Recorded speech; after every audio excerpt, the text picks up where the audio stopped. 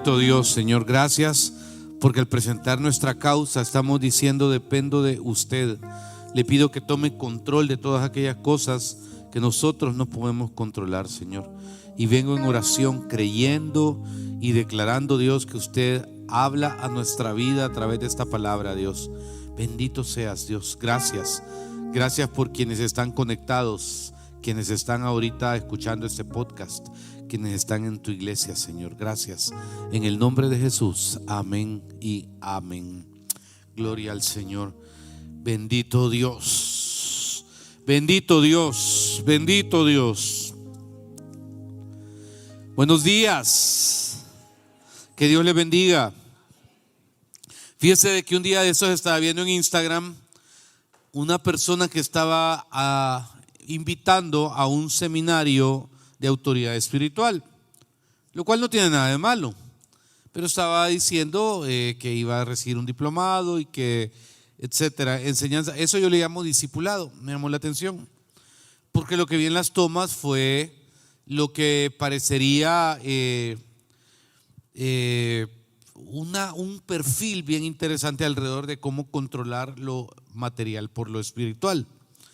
Todos sabemos que el mundo espiritual existe y no podemos negarlo. El mundo espiritual es una realidad paralelo al mundo natural, y creo que en buena medida el cristiano debe aprender a moverse en los dos, porque no funciona mucho si te mueves en el mundo material pero no conoces nada del mundo espiritual. Pero si solo vivís en el espiritual y no tenés tus pies en el suelo, en ubicarte alrededor de las cosas, creo que hay un conflicto de intereses bien grande. Y entonces, de todo corazón, creo que desarrollar una autoridad espiritual no es cuestión de títulos, de carisma o conocimiento humano, sino que es de una vida profunda de comunión con Dios, sometida al Espíritu Santo. Y es donde quisiera compartir alguna perspectiva con relación a este tema. ¿Qué significa la vida espiritual y la autoridad espiritual? Vaya conmigo a Santiago 4:7, por favor. Santiago 4:7, lo leemos en el nombre del Padre, del Hijo y del Espíritu Santo. ¿Qué dice Santiago 4:7? Fíjese lo que dice: someteos pues, ¿qué dice? A Dios, punto y coma. Resistid al diablo, coma, y huirá de vosotros.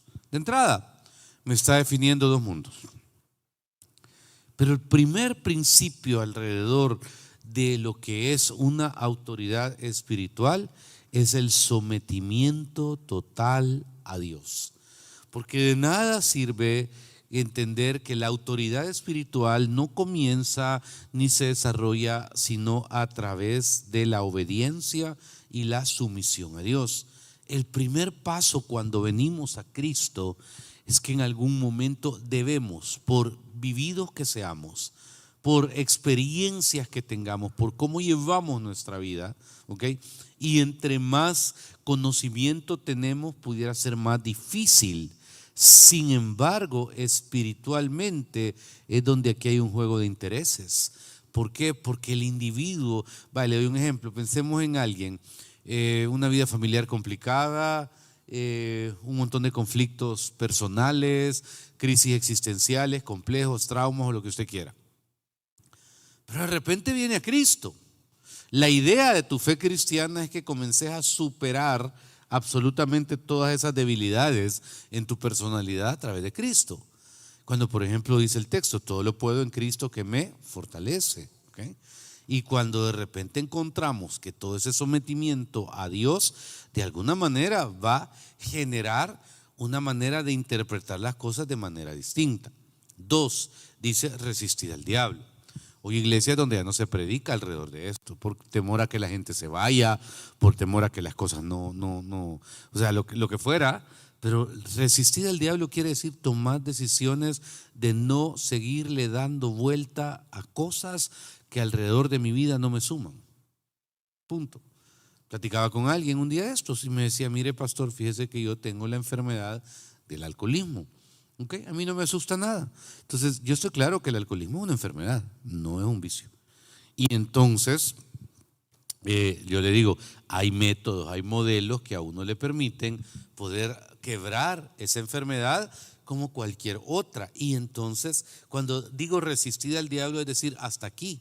aguantar un poquito, mantener el control. Es como cuando uno tiene algún tipo de relación o algo con cierta tensión o tiene algún tipo de una situación a alguien le gusta robar, ¿va? ¿Cómo se llama? Un ejemplo, ¿cómo se le dice clínicamente a aquel que agarra lo que no es de él?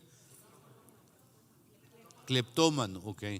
En algún momento la cleptomanía tiene que tener un límite. Cuando de repente dice resistir al diablo, o sea, no lo voy a agarrar, no lo voy a agarrar, tenés que luchar contigo mismo, ¿okay? Tenés que saber luchar contigo mismo con relación a eso que en tu día a día de alguna u otra manera sí te afecta y sí te golpea. Nada más. Y cuando uno dice en el segundo punto resistir al diablo, y luego viene una frase interesante: y huirá de nosotros. Porque de alguna u otra manera desaparece la decisión de seguirnos dañando o de dañar a otros. La autoridad espiritual comienza con obediencia y sumisión a Dios. La obediencia y la sumisión a Dios va a traer otras cosas, porque no se puede ejercer autoridad si primero no estás bajo autoridad. Y aquí es donde el cristiano no puede convertirse en una persona simple y sencillamente, como dirían en el mundo, macho sin dueño. No, la palabra te hace rema. La palabra te va diciendo, por ejemplo, quiénes alrededor de tu vida te suman y quiénes te restan. La palabra te dice cuando te tenés que apartar de alguien. La palabra, el Espíritu Santo te va poniendo sobre todas aquellas cosas que debes hacer. Y Jesús mismo dijo: no puedes hacer nada por mí mismo porque busco la voluntad sino la del que me envió. Y entonces aquí es donde en esa contracorriente los individuos comenzamos a considerar si vale la pena hacer nuestra voluntad o hacer la voluntad de Dios. Y créame, cuando uno aprende a ir contracorriente de uno mismo y comienza a ir en favor de la corriente de Dios, espiritualmente van pasando cosas. En el camino vas dejando personas, en el camino vas dejando ilusiones, en el camino vas dejando propósitos y proyectos humanos buenos, probablemente muchos, pero que no están en la voluntad de Dios. Y entonces vas sintiendo una autosatisfacción que te va sumando. ¿Para qué? Para ir convirtiéndote en esa autoridad espiritual, porque lo estás haciendo en obediencia, y no hay nada más hermoso que ser obediente. Ahora, vaya por favor a Zacarías 4:6. ¿Qué dice Zacarías 4:6?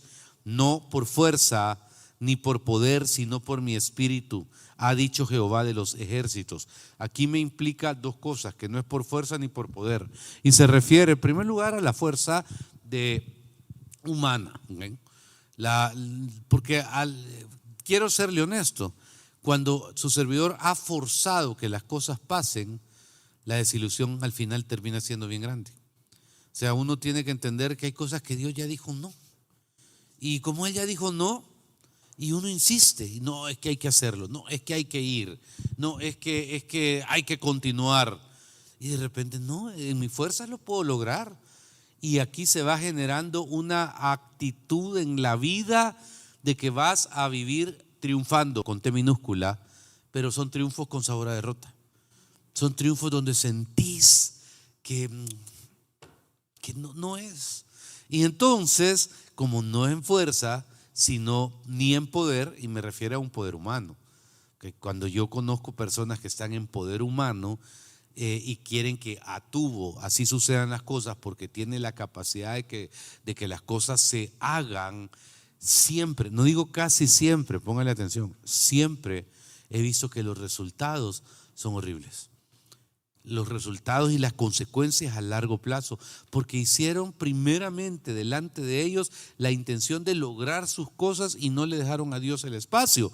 Y luego cuando dice, si no, véalo conmigo por favor, si no, por mi espíritu, aquí es donde las cosas en algún momento uno siente que fluyen. Y no se trata de que no hay oposición, pero es bonito cuando uno ve que las cosas fluyen. ¿Por qué? Porque uno está sometido a las cosas del Espíritu Santo. Y aunque la Biblia en el Antiguo Testamento nos enseñó a conocer al Dios Padre, y en el Nuevo Testamento al Dios Padre y al Dios Hijo, el Espíritu Santo está en toda la Biblia. Y tiene que ver directamente con ese nivel de relación, de vínculo, de intimidad que deberíamos de buscar tener. ¿Cómo es su vida de oración? ¿Tenemos vida de oración? ¿Cómo es su vida cómo se llama, de entender? Y se lo dije hace como 2 semanas. Pídale al Espíritu Santo. Establezca un inicio de relación con el Espíritu Santo. Tenga la capacidad de decirle: Espíritu Santo, yo ya no puedo manejar esta situación en mi matrimonio. Te pido que tú lo ordenes. Espíritu Santo, mi hijo está más perdido que Adán en el día de la madre, y por más que le hemos ayudado, le hemos aconsejado, él sigue haciendo lo que le da la gana, y te lo pongo, Espíritu Santo. El Espíritu Santo no se tarda, póngame atención, en reaccionar, porque él está sediento de que le busquemos. Y la relación con el Espíritu Santo es algo que debes de ir cultivando en tu día a día de manera casi permanente. Claro, no por fuerza ni por poder, sino por el Espíritu. Y es en ese Espíritu que la autoridad no es algo que se impone, es algo que se manifiesta cuando el Espíritu respalda tus palabras, acciones y oraciones. El ministerio, 26 años, casi 27 de pastorear. Siéndole muy, muy honesto, estoy sintiendo en los últimos meses un fluir del Espíritu Santo alrededor, por ejemplo, de milagros. ¿Lo he experimentado en el pasado? Sí, pero forzado. ¿A qué se refiere, pastor? Tengo testimonios semanales, pero testimonios semanales de sanidad sobre todo. Pero de verdad, testimonios de personas que me dicen: esto pasó, entré al quirófano, me dijeron esto, puse delante de Dios, y tal vez por respeto no entro en detalles.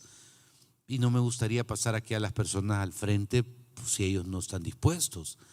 Pero así como Rudy hablaba, Rudy se llama nuestra ministra de alabanza de la banda número 2, la que acaba de dirigir. No hay semana. Y yo digo: Señor, qué bonito. Porque créame de que aunque sé que pues estamos cumpliendo años, no sé por qué insisten tanto en ponerme la cantidad. Nunca he entendido eso, o sea, nunca he entendido eso, pero bueno. Pero me decía alguien que quiere de regalo, y no es que sea así mega espiritual, vea, porque, o sea, Señor, que te quiero a ti.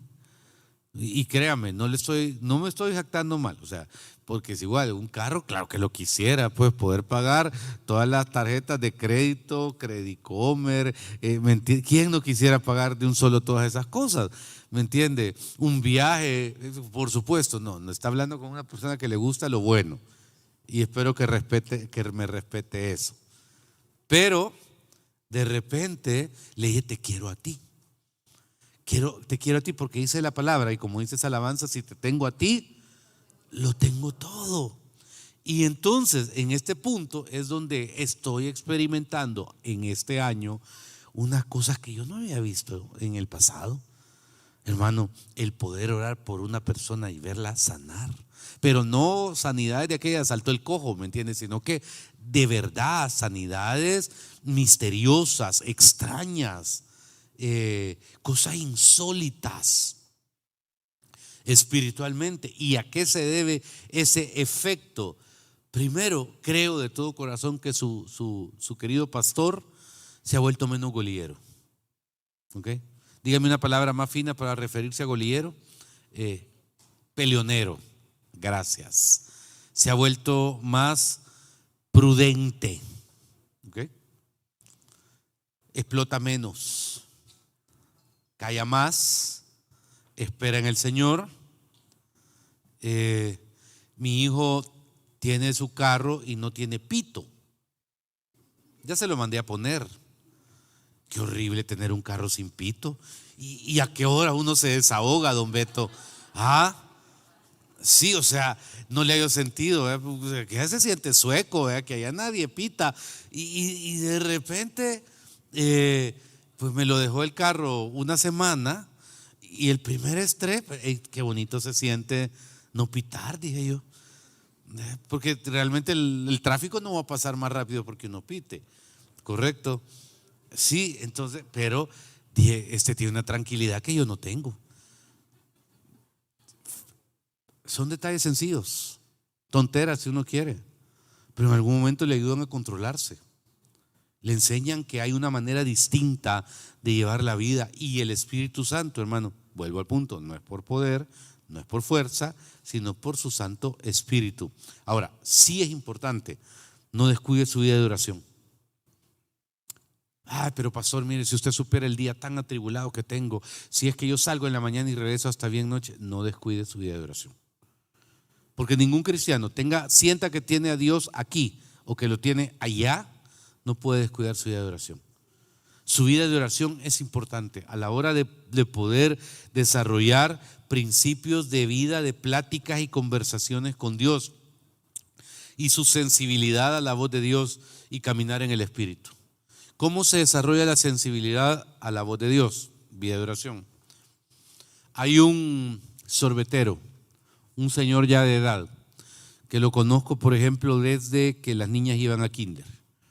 Se paraba allá afuera del kinder de la escuela alemana, ahí estudian las niñas, y el señor ya de edad, hay veces yo veía que vendía 3 sorbetes y hay veces veía que vendía 7 sorbetes. Pero no es lo mismo tener 25 años que 50 y X, no lo repito.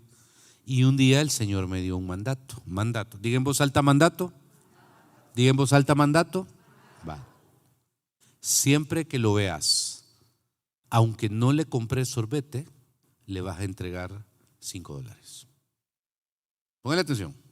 Hagamos a un lado los tacaños, hagamos a un lado los escépticos, hagamos que hay veces andamos y hay veces no andamos. Mandato es mandato. Siempre que lo veas, lo vas a bendecir con $5.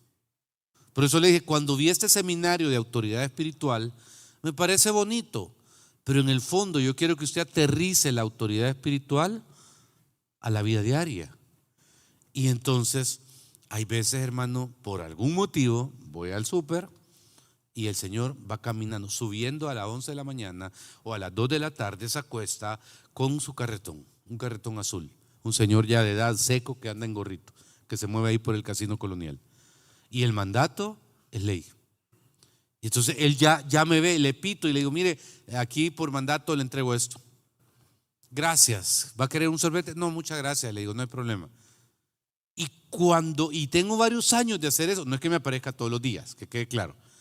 Pero el mandato de Dios vino un día a mi mente, y sé que a través de ser obediente a ese mandato, donde esos 5 pesos ni te van a hacer más rico ni más pobre, estás honrando el mandato de Dios, y el mandato de Dios tiene una repercusión en el mundo espiritual en tu vida.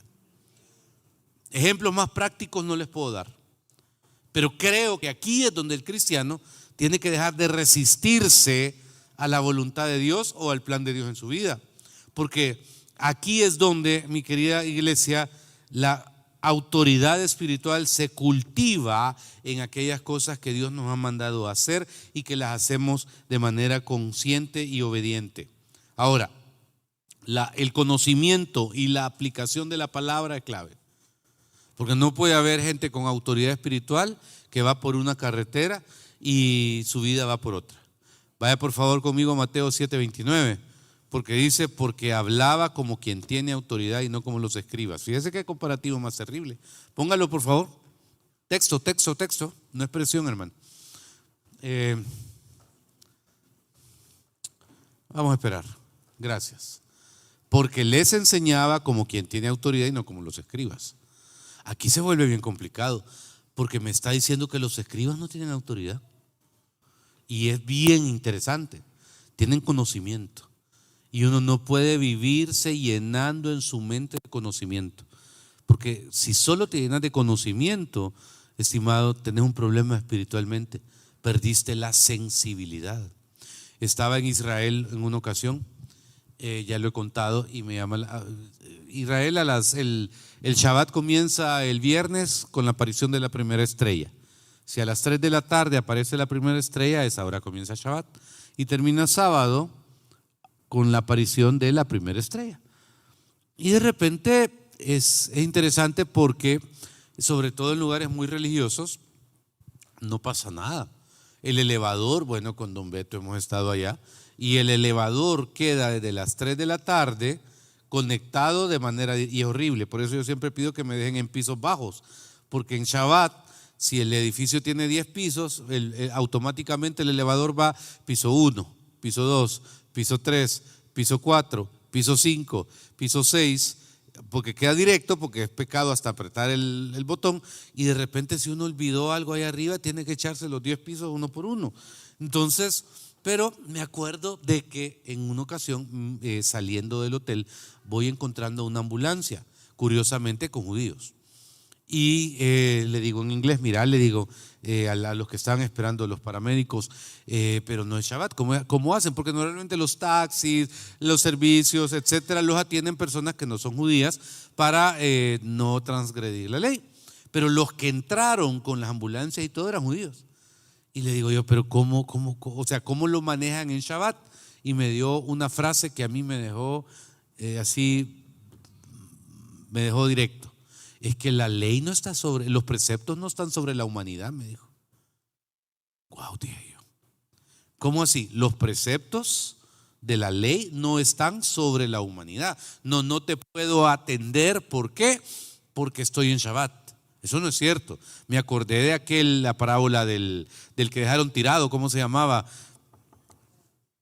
Usted sabe, doctor, la parábola de aquel que pasó el levita y pasó el otro y no lo volteó ni a ver.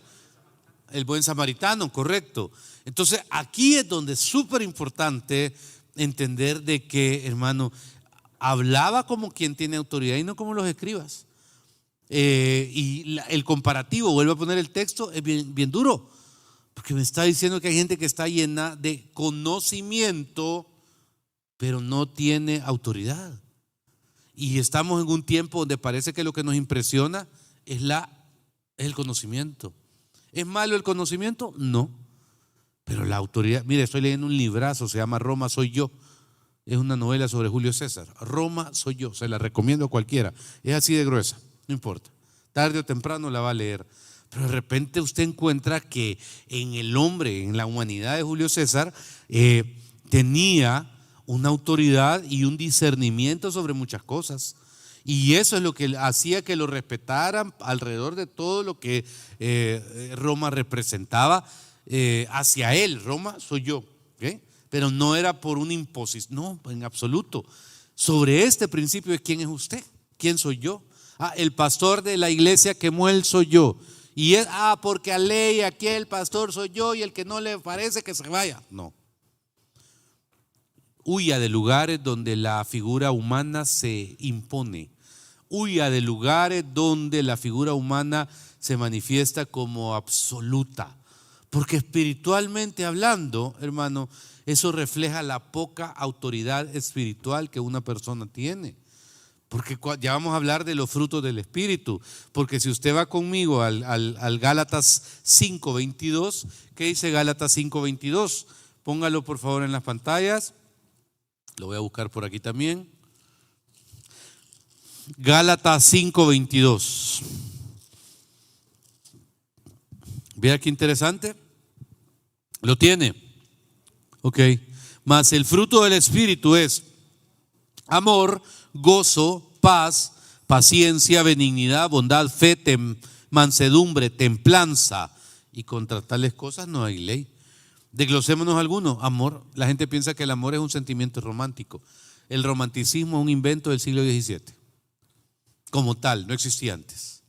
Ahora idealizamos al marido, al novio, como que fuera el Latin lover. Cuidado. ¿Okay? O sea, si él es romántico porque me dedica las canciones del profeta, ¿okay? Entonces, ¿quién es el profeta? Vamos a ver. Luis Miguel, así es, correcto. Usted tenga algo, sierva. ¿Okay? Tiene la revelación. ¿Okay? Entonces, no. El amor es una potencia. El amor es algo sumamente fuerte. El amor es algo que no hemos descubierto todavía lo que significa.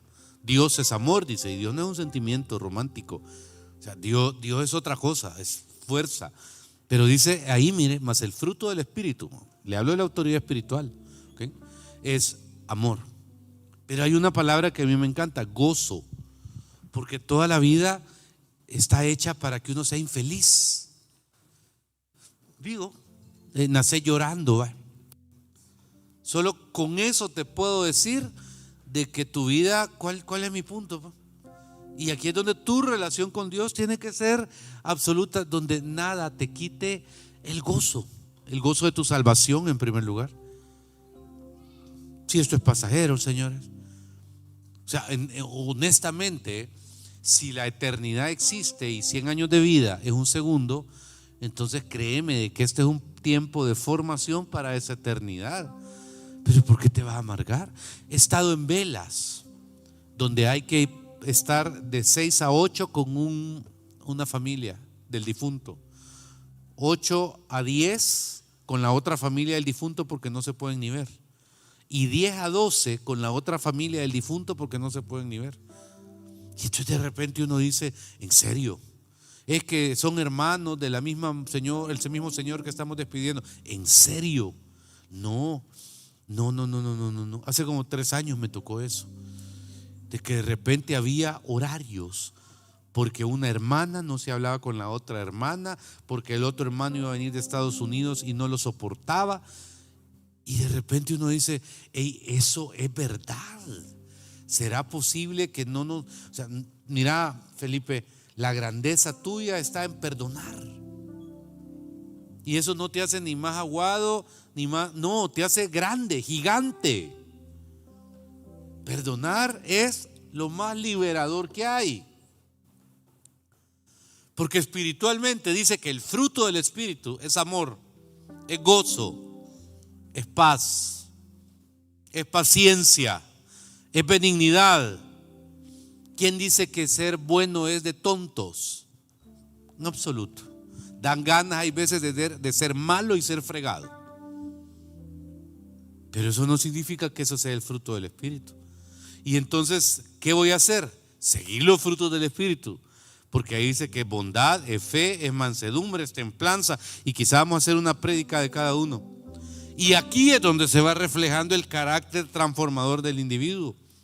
Porque cuando uno lo entiende, eso es lo que sostiene la autoridad de Dios, no el golillero. Alguien que sabe lo que es la paciencia tiene autoridad espiritual.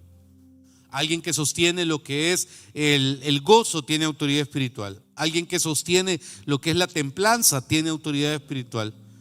Y eso es lo que sostiene la autoridad espiritual. La fidelidad en lo poco siempre va a hacer que podamos ser en lo mucho personas fuertes. Porque el que es fiel en lo poco, obviamente dice la palabra, Dios lo pone sobre mucho, según Mateo 25-21. Y aquí es donde he visto en cuestión de tiempo cómo las ecuaciones, por ejemplo, familiares van cambiando. Porque aquellos grupos dentro de una familia con mayor fuerza terminan siendo los más débiles, y con el tiempo los que parecían los más vulnerables y los más débiles terminan volviéndose los más fuertes. O la persona que más menospreciaban en la familia, cuando se agarra a estas cosas, cuando pasan los días, los años, las décadas, y uno ve retrospectivamente, uno ve quién es el más estable y qué hizo de diferencia. Simple y sencillamente le creyó a Dios. Le creyó a Dios. Los demás veían de menos su fe en Dios. La veían como era el más insignificante, el más vulnerable. Se aferró a una iglesia. Es que uno no se aferra a una iglesia, uno se aferra a la presencia de Dios en su vida. Uno se aferra a aquellas cosas que generan algo a largo plazo siempre. Y esa fidelidad siempre va a traer fruto. Iglesia, ¿qué es autoridad espiritual? Y con eso termino. Autoridad espiritual, como lo dije temprano, hermano, no es títulos, no es conocimiento humano, sino una vida que busca de alguna manera tener un poquito más de presencia de Dios en su vida a pesar de nosotros mismos. Yo quiero invitarle ahí donde está, que pueda cerrar sus ojos un momento y que pueda tener un momento de comunión con Dios y pueda decirle: hey Señor, yo anhelo esa comunión espiritual contigo. El Espíritu de Dios está en este lugar. El Espíritu de Dios se mueve en este lugar. Está aquí para consolar. Está aquí para liberar. Está aquí para guiar. El Espíritu de Dios está aquí.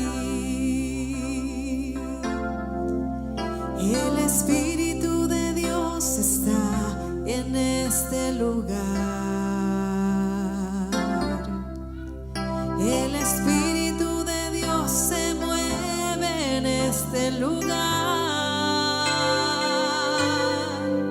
Está aquí para consolar, está aquí para liberar, está aquí para guiar. El Espíritu de Dios está aquí. Dile conmigo, muévete, muévete en mí,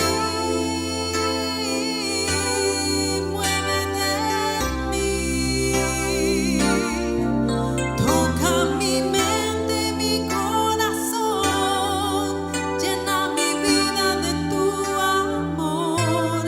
Muévete en mí, Dios Espíritu, muévete en mí. ¿Por qué no se pone de pie con nosotros y vamos a cantar y a decirle al Señor que ese Espíritu de Dios que habita en nosotros nos consuele, nos traiga libertad, nos anime en el nombre de Jesús? Vamos todos juntos.